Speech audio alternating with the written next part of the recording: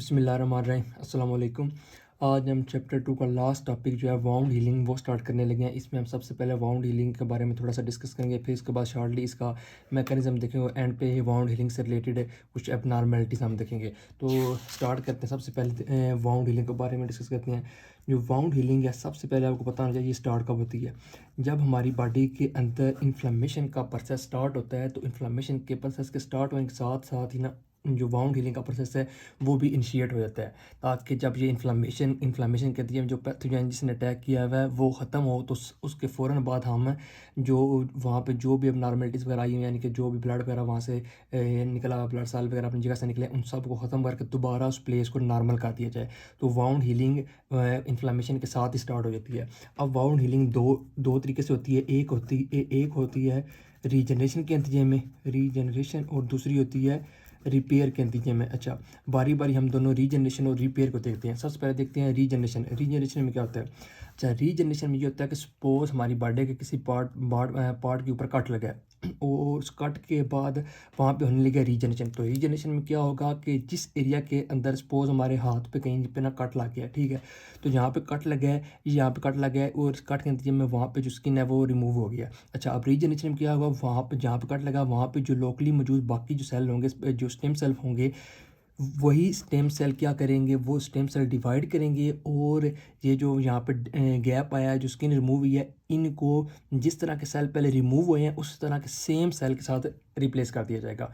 तो रीजनरेशन में क्या होता है? रीजनरेशन में ये होता है कि स्टेम सेल की डिवीजन होती है, और जिस तरह के जो सेल लॉस होते हैं, सेम तरह के सेल जो है वो उनमें ना स्टेम सेल उन सेम सेल के अंदर डिवाइड करके और उस जो गैप है उसको रिप्लेस कर देते हैं। तो जिस जगह पे कट लगा वहाँ पे कोई हमें फ़र्क नज़र नहीं आता, सेम तरह की स्किन के साथ उसे रिप्लेस कर दिया जाता है। तो ये है रीजनरेशन।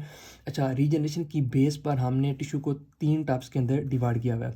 कुछ को हम कहते हैं लिबाइल टिश्यू, ठीक है, दूसरी टाइप इसकी होती है स्टेबल टिश्यू, और तीसरी टाइप होती है इसकी परमानेंट टिश्यू।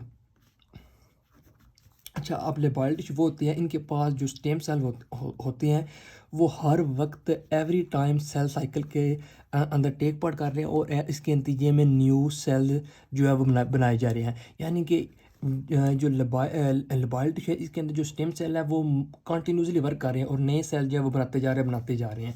इसकी एग्जांपल हम देख सकते हैं स्किन। अच्छा, स्किन की जो बेजल लेयर, इसके अंदर जो मौजूद स्टेम सेल होते हैं वो हर वक्त डिवीजन कर रहते हैं। इसके अलावा जो स्मॉल इंटेस्टाइन है, अच्छा, स्मॉल इंटेस्टाइन की जो म्यूकोसल लेयर उसके अंदर भी स्टेम सेल मौजूद होते हैं, वो भी हर वक्त डिवीजन कर रहे हैं। इसके अलावा जो बोन मैरो है, बोन मैरो के अंदर हिमेटोपोइटिक स्टेम सेल होते हैं जिन ब्लड सेल वगैरह बनाने होते हैं, वो भी लेबॉयल टिश्यू की टाइप है, वो भी हर वक्त डिवीजन कर रहे होते हैं। अच्छा, इसके अलावा जो सेकंड टाइप है स्टेबल टिश्यू, इनके पास स्टेम सेल मौजूद हैं, लेकिन ये स्टेम सेल हर वक्त सेल डिवीजन में टेक पार्ट नहीं कर रहे। ये नॉर्मली किस्म होते हैं G0 फेज़ के अंदर। और लेकिन जब हमें ज़रूरत पड़ी है, यानी कि कोई डैमेज वगैरह आ गया, कट वगैरह आ गया, और अब हमें स्टेम सेल की ज़रूरत पड़ गई है, तो इस वक्त ये G1 से दोबारा सेल साइकिल के अंदर एंटर होंगे, एस फेज़ के अंदर एंटर हो जाएंगे, और सेल साइकिल को कंप्लीट करेंगे और न्यू सेल बनाना शुरू कर देंगे। इसकी जो एग्जाम्पल है वो है हिपेटोसाइट, यानी कि लीवर के जो सेल हैं, फंक्शनल सेल हैं हिपेटोसाइट्स, वो क्या है? स्टेबल टिश्यू की टाइप, स्टेबल टिश्यू में आते हैं, क्योंकि ये जो हिपेटोसाइट है हर वक्त सेल डिवीजन में हिस्सा नहीं ले होते हैं, नॉर्मली G0 के फेज़ के अंदर होते हैं, लेकिन जब ज़रूरत पड़ती है तो लीवर को जो भी डैमेज कराया तो उसको रिप्लेस कर देते हैं। अच्छा, इसके बाद आती है परमानेंट टिश्यू। ये जो परमानेंट टिश्यू है, ये जो मर्ज़ी हो जाए, इनके पास रीजनरेशन की कैपेसिटी है ही नहीं। इन्होंने किया, उसका नाम रीजनरेशन करनी ही नहीं, क्योंकि इनके पास कैपेसिटी ही नहीं रीजनरेशन की, इनके पास स्टेम सेल मौजूद ही नहीं। इसकी जो एग्जांपल है वो है कार्डियक टिश्यू जो हो गए हैं। इसके अलावा स्केलेटल मसल्स जो हैं, और इसके अलावा जो न्यूरॉन्स है, ये जो तीनों टाइप के टिश्यूज़ हैं ना हमारी बॉडी के अंदर, ये किससे बिलोंग करते हैं? परमानेंट टिश्यूज़ है। जो मर्ज़ी हो जाए, इन तीनों टिश्यू को अगर कोई डैमेज आ जाएगा तो रीजनरेशन नहीं होगी। अच्छा, अब ये हम रीजनरेशन के बारे में देख लिया, उसकी बेस पर जो हमने टिश्यू की डिवीजन किया वो देख लिया। इसके बाद हम देखते हैं रिपेयर को। अच्छा, रिपेयर सबसे पहले तो उस वक्त होगी जब जो टिश्यू है उनके पास रीजनरेशन की कैपेसिटी मौजूद नहीं है। एक बात तो ये होगी कि रीजनरेशन की कैपेसिटी क्या है? नहीं है। दूसरी ये होती है रीजनरेशन की कैपेसिटी है, वहाँ पे स्टेम सेल मौजूद है, और वो स्टेम सेल हर वक्त डिवाइड भी करते हैं, लेकिन कट जो है वो इतना डीप लगा है के वो जो कट है उसने वहाँ से स्टेम सेल को ही उड़ा के ले गया, यानी कि सपोज हैंड पे कहीं पे कट लगा और कट के नतीजे में जो स्टेम सेल सॉरी स्किन की बेजल लेयर्स के अंदर मौजूद जो है क्या उसका नाम है स्टेम सेल है, उनको भी साथ ही उनको साथ भी वो ले गया, यानी कि वो भी स्किन से वो भी डैमेज पार्ट के अंदर रिमूव हो गया। तो अब क्या होगा, अब रीजनरेशन नहीं होगी, अब होगा रिपेयर। अच्छा रिपेयर में क्या होता है, रीजनरेशन में हम देखा था कि जो भी एरिया जहाँ से स्किन रिमूव है उसको उसी तरह के सेल के साथ रिप्लेस कर दिया, स्टेम सेल डिवीजन करते हैं उनको सेम टाइप ऑफ सेल के साथ रिप्लेस कर देते हैं। लेकिन जो रिपेयर है, रिपेयर के नतीजे में सेम टाइप ऑफ सेल के साथ रिप्लेस नहीं किया जाता। रिपेयर के नतीजे में जो भी जहाँ पे वाउंड है उसको फाइब्रस स्कार के साथ रिप्लेस कर देता है। अब ये फाइब्रस स्कार क्या होता है इसको देखते हैं। सबसे पहले ये हमारी कहीं पे वाउंड लग गया, वाउंड हुआ और इस वाउंड के नतीजे में क्या होनी है, रिपेयर होनी है, रीजनरेशन नहीं हो रही है, यहाँ पे होनी है रिपेयर हो रही है। अच्छा रिपेयर के नतीजे में सबसे पहले क्या बनेगा, ग्रेनुलेशन टिश्यू। अब ग्रेनुलेशन टिश्यू क्या होता है, ग्रेनुलेशन टिश्यू में बेसिकली होती हैं फाइब्रोब्लास्ट। और फाइब्रोब्लास्ट ने क्या काम करना, इन्होंने कोलेजन टाइप 3 को डिपॉजिट करवाना होता है। अच्छा तो ग्रेनुलेशन टिश्यू के अंदर क्या चीज़ शामिल है, एक फाइब्रोब्लास्ट जिन्होंने कोलेजन टाइप 3 को डिपॉजिट करवाया, इसके अलावा मायो फाइब्रोब्लास्ट होते हैं। अच्छा मायो फाइब्रोब्लास्ट ने क्या कराना काम करना था है, इनका जो मेन फंक्शन है, इन्होंने वाउंड की कंट्रैक्शन करवानी है ताकि जो वाउंड की जो ओपनिंग है ऊपर से वो उसको नैरो कर दिया जाए, ताकि ऊपर से वाउंड पहले इतना तो कंट्रैक्शन का नैरो कर गया ताकि जो स्कार है वो कम एरिया पे बने। और तीसरी जो चीज़ इसके पास मौजूद होती है ग्रेनुलेशन टिश्यू, वो होती है कैपिलरीज ब्लड न्यूट्रिएंट्स वगैरह सप्लाई करने के लिए। अच्छा तो ये था ग्रेनुलेशन टिश्यू। अब ग्रेजुअली ये जो ग्रेनुलेशन टिश्यू है इसे रिप्लेस कर दिया जाता है किसके साथ, स्कार के साथ। अच्छा रिप्लेस किस तरह होगा, ग्रेनुलेशन के टिश्यू के अंदर जो मौजूद टाइप 3 कोलेजन है इसको टाइप 1 कोलेजन के साथ रिप्लेस कर दिया जाएगा। जब ये रिप्लेसमेंट होगी तो ग्रेनुलेशन टिश्यू भी किस में कन्वर्ट हो जाएगा, स्कार के साथ, स्कार के अंदर। अब ये जो टाइप 3 कोलेजन की टाइप 1 में के अंदर कन्वर्जन हुई है, ये करवाएगा कौन, कोलेजिनेज। अच्छा जो कोलेजिनेज इंजाम करवाएगा और इस कोलेजिनेज को काम करने के लिए जिंक एज ए को फैक्टर चाहिए होगा। तो कोलेजिनेज ने क्या किया गया, इसने टाइप 3 कोलेजन को टाइप 1 कोलेजन के अंदर कन्वर्ट कर दिया। सो इसे हम कह सकते हैं ग्रेनुलेशन टिश्यू को इसने स्कार के अंदर कन्वर्ट कर दिया। अब हम देखते हैं कि जो टाइप 3 टिश्यू है टाइप 3 कोलेजन और टाइप 1 के अंदर डिफरेंस क्या है। अच्छा टाइप 3 जो कोलेजन है ये क्या होता है, थोड़ा सॉफ्ट होता है, इसकी जो स्ट्रेंथ होती है वो इतनी ज़्यादा नहीं होती। और ये नॉर्मल किन टिश्यू के अंदर मौजूद है, एक तो ये हमने अभी डिस्कस किया है ग्रेनुलेशन टिश्यू के अंदर मौजूद है। इसके अलावा जो यूट्रस है इसके अंदर भी क्या होता है, मौजूद है, ये टिश्यू होता है, और यही कोलेजन होती है, टाइप 3 कोलेजन होती है। इसके अलावा ये मौजूद होता है किलॉइड के अंदर, इसको हम आखिरी टॉपिक के अंदर हम इसको स्टडी करेंगे। अच्छा इसके अलावा जो एम्ब्रियनिक टिश्यू है इनके अंदर भी क्या होता है, टाइप 3 कोलेजन होता है, टाइप 1 कोलेजन नहीं होता। लेकिन ये जो टाइप 1 कोलेजन है, टाइप 1 कोलेजन इसकी जो स्ट्रेंथ है वो ज़्यादा होती है बनिस्बत टाइप 1 के। और इसके अलावा ये मौजूद कहाँ पे होता है, ये मौजूद होता है थोड़े स्ट्रॉन्ग टिश्यू के अंदर, जिस तरह बोन हो गया, कार्टिलेज वगैरह हो गया, ठीक है, बोन कार्टिलेज इस तरह के जो स्ट्रॉन्ग टिश्यू है उनके अंदर मौजूद होता है टाइप 1 कोलेजन। अच्छा ये हो गया वाउंड हीलिंग के बारे में। अभी हम देखने लेके हैं कि जो वाउंड हीलिंग है जो जिसके दो वेज है, एक रीजनरेशन और रिपेयर। इन रीजनरेशन रिपेयर का मैकेनिज्म क्या है और ये इनिशिएट कैसे होते हैं। अच्छा सबसे पहले इसका मैकेनिज्म क्या है, सपोज ये यहाँ जहाँ पे ये वाला एरिया जहाँ पे कट लगा है, तो जहाँ पे कट लगा है वहाँ पे जो लोकली मौजूद जो सराउंडिंग सेल्स होंगे ये क्या रिलीज़ करेंगे, ये रिलीज़ करेंगे ग्रोथ फैक्टर्स। और ये जो ग्रोथ फैक्टर्स हैं ये ग्रोथ फैक्टर रिसेप्टर को टारगेट करेंगे। ग्रोथ फैक्टर रिसेप्टर जो टारगेट सेल के ऊपर मौजूद है, वो टारगेट सेल क्या होता है, वो टारगेट सेल स्टेम सेल भी हो सकते हैं, ठीक है। ये यहाँ दूसरे टिश्यू जिन्होंने स्कार वगैरह और फाइब्रोब्लास्ट हो सकते हैं, जिन्होंने क्या करना है, कोलेजन टाइप 3 को डिपॉजिट करवाना है। तो जो लोकली मौजूद जो सराउंडिंग टिश्यू होंगे वो ग्रोथ फैक्टर रिलीज़ करेंगे जो कि टारगेट सेल के ऊपर मौजूद ग्रोथ फैक्टर के साथ बाइंड करेगा।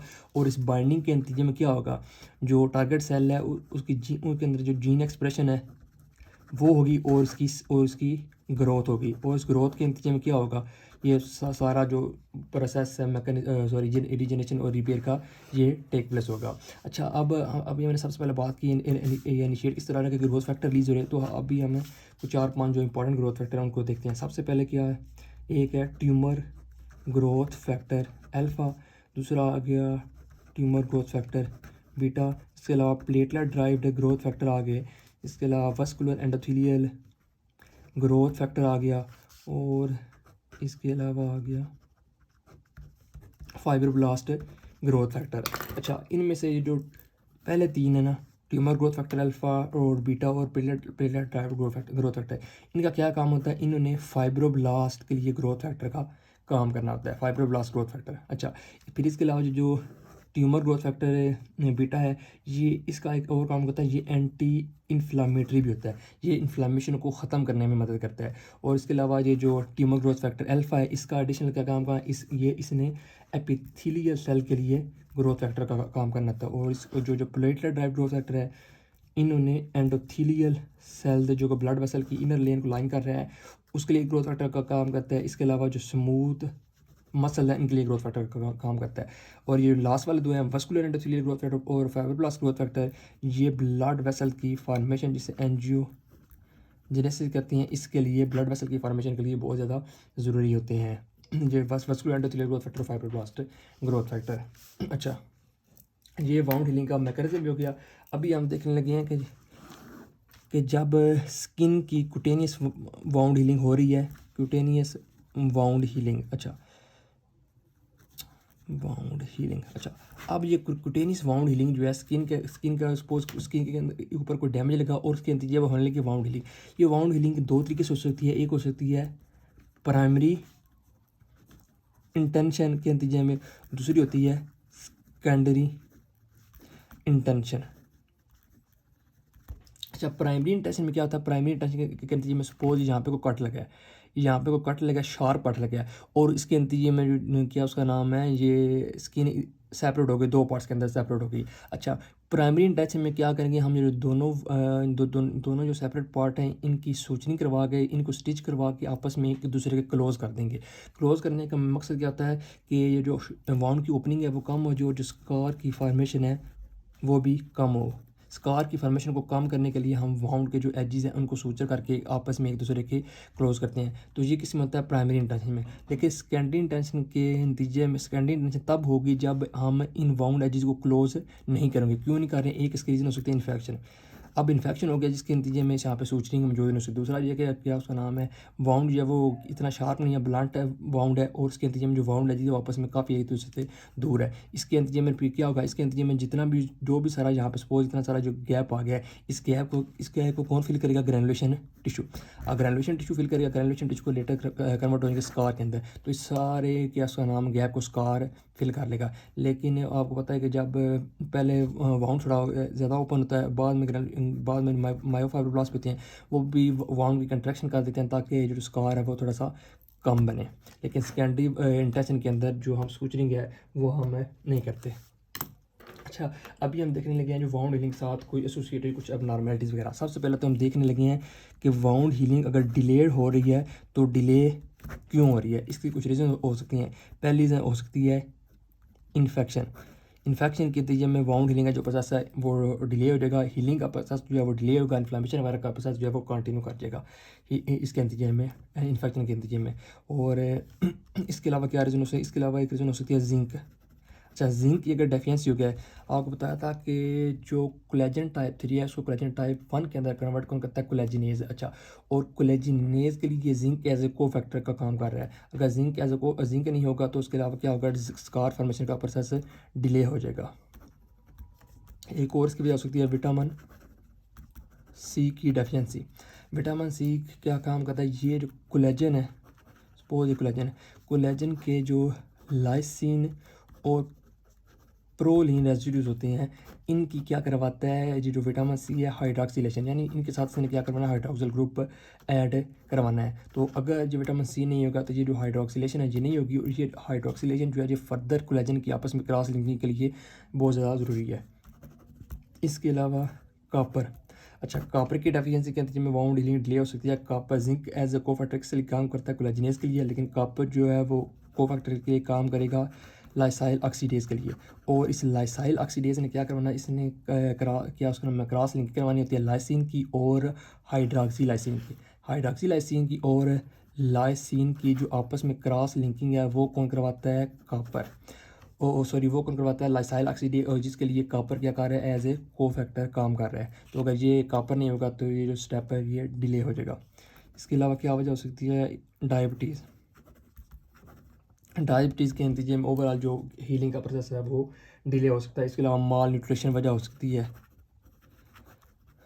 न्यूट्रिशन प्रॉपर नहीं मिल पा रहे तो उसके नतीजे में जो वाउंड हीलिंग का प्रोसेस है वो डिले हो जाएगा। या फिर वाउंड के अंदर कोई फॉरेन बॉडी वगैरह मौजूद है तो उसके नतीजे में वाउंड हीलिंग का प्रोसेस जो है वो डिले हो जाएगा।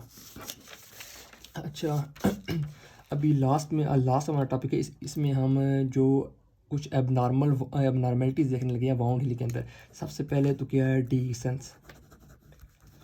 अच्छा डीहिसेंस क्या होता है, ये डीहिसेंस होता है बेसिकली रप्चर ऑफ वाउंड, कि जो वाउंड है वो उस वाउंड की हीलिंग स्टार्ट वगैरह होगी और स्कार वगैरह बनने लग पड़ा, लेकिन वाउंड फिर क्या हो गया, रप्चर। ये मोस्टली कब होता है, जब एब्डोमिनल वाउंड जो होते हैं, एब्डोमिनल वाउंड उनके अंदर ये मोस्ट कॉमनली देखा जाता है, क्योंकि एब्डोमिनल के जो वाउंड है वहाँ पे एब्डोमिन के ऊपर कोई वाउंड है तो वो मूवमेंट होती रहेगी, जिसके नतीजे में जो वाउंड है वो प्रॉपरली हील नहीं कर पाएगा।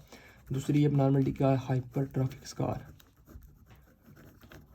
अच्छा हाइपरट्रॉफिक से ज़्यादा पता चल रहा है कि स्कार जो है वो एक्सेस बन रहा है, लेकिन हाइपरट्रॉफिक स्कार के अंदर क्या होता है, स्कार एक तो जितना बनना है उससे ज़्यादा बन रहा है, लेकिन ये देख लें, ये सपोज हम कह लेते हैं ये हमारा जो वाउंड है उसकी लाइनिंग है। हाइपरट्रॉफिक स्कार के अंदर क्या होगा, एक्सेस स्कार बनेगा, लेकिन ये जो वाउंड की जो लाइनिंग है इसके अंदर अंदर ही एक्सेस स्कार बनेगा।